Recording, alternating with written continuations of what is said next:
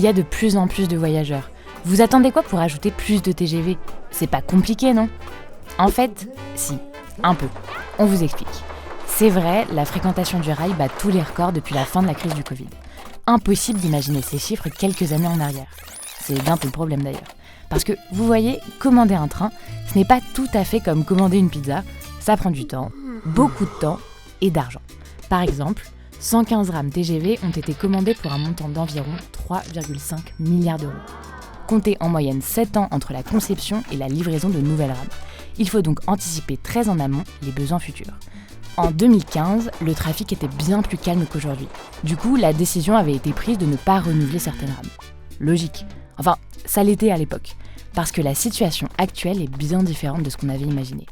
Pour répondre à la demande croissante, de nouveaux trains ont été commandés, mais vous l'avez compris, il va falloir encore un peu de patience.